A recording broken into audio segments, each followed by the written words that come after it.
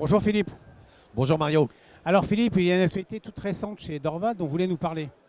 Oui, effectivement, tout d'abord, notre actualité, c'est d'avoir recruté une personne supplémentaire pour accompagner nos partenaires CGP, Reynald Segar, qui est basé dans le sud-est de la France, qui va pouvoir s'occuper donc de tous les conseillers en gestion de patrimoine du quart sud-est de la France, et y compris des compagnies d'assurance, aux côtés de Céline Burton. Voilà, c'est pas moins de 22 déjeuners qu'on organise d'ici la fin de l'année dans tout le territoire français. Bravo.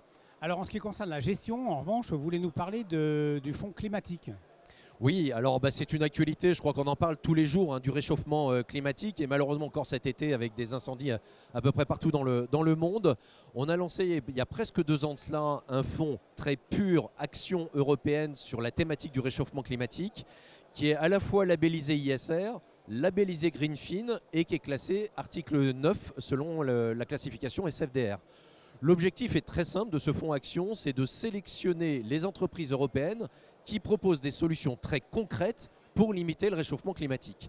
Alors pour cela, on va investir dans les 8 éco-activités du label Greenfin. Ça peut toucher la rénovation énergétique dans le domaine immobilier, ça peut toucher les transports propres, les énergies propres, la technologie, parce que même la technologie aujourd'hui propose des solutions beaucoup moins émettrices de CO2, ou encore la forêt ou l'agriculture. Voilà, donc c'est un fonds qui connaît un beau succès, qui est récompensé à la fois pour ses notations extra-financières et notations financières également. Merci. Alors en fonds article 9, y a-t-il un autre fonds ou plusieurs autres fonds de la gamme de Dorval AM que vous souhaitez mettre en avant? Oui, alors on a une gamme de 10 fonds aujourd'hui chez Dorval. Alors je ne vais pas tous vous les citer, mais je rappelle simplement qu'ils sont tous labellisés ISR.